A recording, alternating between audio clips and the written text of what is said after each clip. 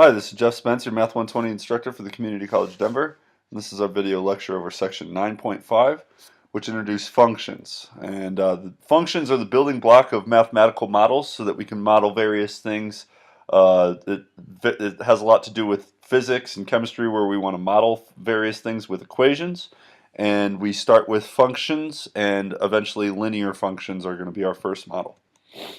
So a function describes how a dependent variable changes with respect to one or more independent variables. We're going to look at functions with regards to two variables, so there are only two variables, and we often summarize them as an ordered pair with the independent variable first and the dependent variable second. So some variable is dependent and changes based on the independent variable. A lot of times we want to see models over time, so time would be the independent variable, and then certain things change dependent on time, like tuition or the amount of parking spaces or something like that. The dependent variable is a function of the independent variable. So the dependent variable depends on the independent variable. If x is the independent variable and y is the dependent variable, we write the function as y equal to f of x. That's titled f of x. For each situation, we want to express the given function in words, write the two variables as an ordered pair, and write the function with the notation y equals f of x. So let's say you're riding in a hot air balloon. As the balloon rises, the surrounding atmospheric pressure decreases, causing your ears to pop. So the higher you get up, the less pressure there is, basically because there's less air pushing down due to gravity. So we want to figure out which one is dependent on which. We have the height of the balloon and the surrounding atmospheric pressure. What depends on what?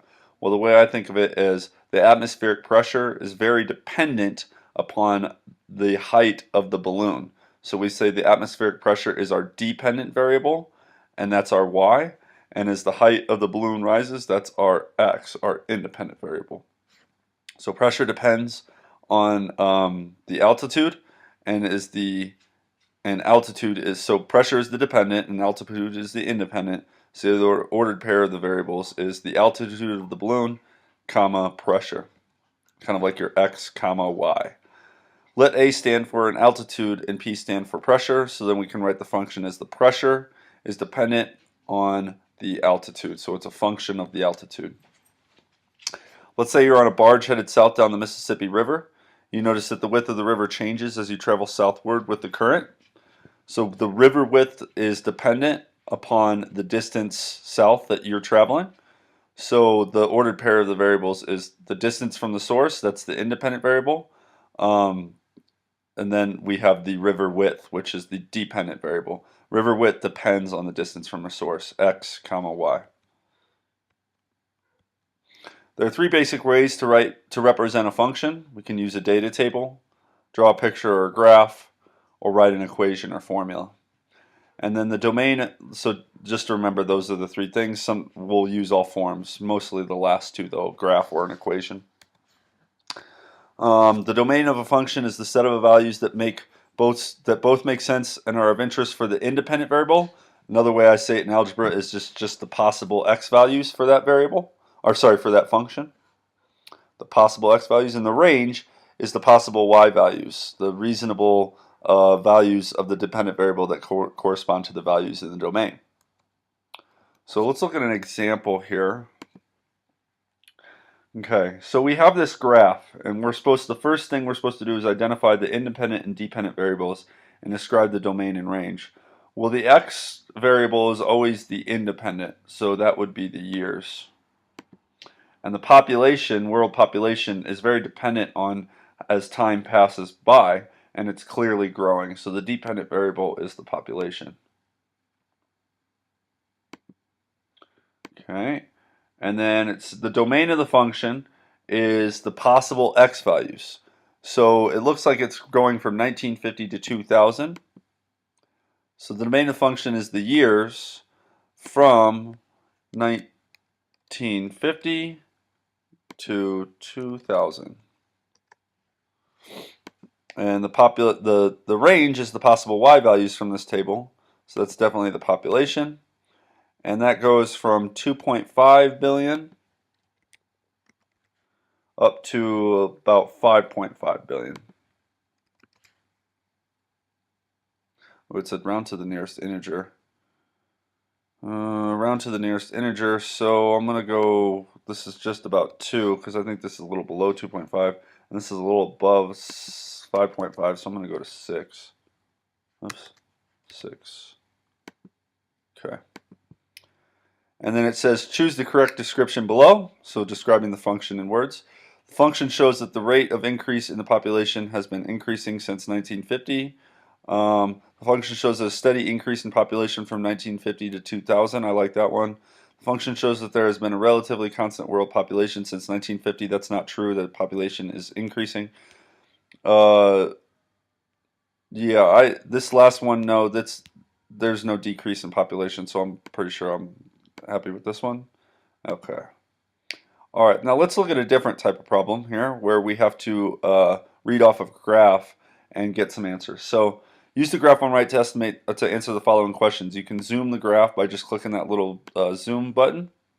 Okay, so it says the pressure at 9,000 feet. Okay, so this is a graph of the atmospheric pressure once again and the altitude. So as we see, the atmospheric pressure goes down as you get higher up in the air. Okay, that's why the air up in Colorado is thinner, because we're at a higher elevation, so there's less pressure on the air.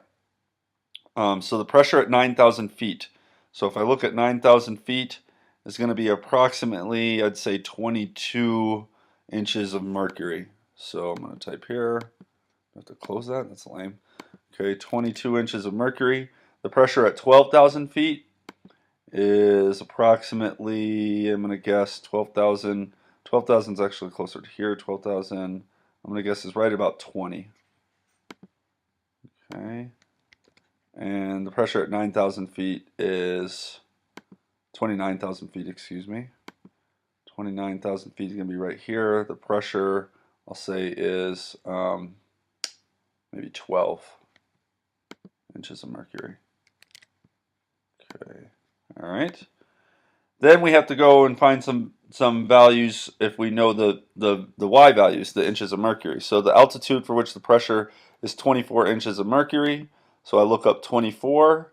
The pressure is going to be, if I was at 24, it'd be right about here. So that's about, I'd say, 7,000 feet. Okay, for which the pressure is 17 inches of mercury. So I look up 17 inches of mercury. That's going to be right about there. Pressure hits right about there. I'll say that's about, I don't know, 17,000.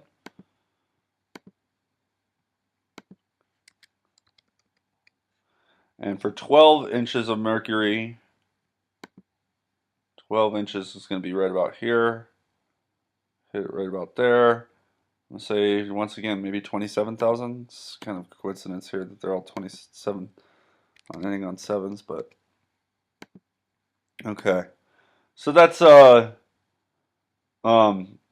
example of something that you're going to have to do as well. So you got to understand the difference between the independent variable and the dependent variable. We write them as an ordered pair, and we look at some of these functions using graphs and tables. Good luck, and we'll see you next time.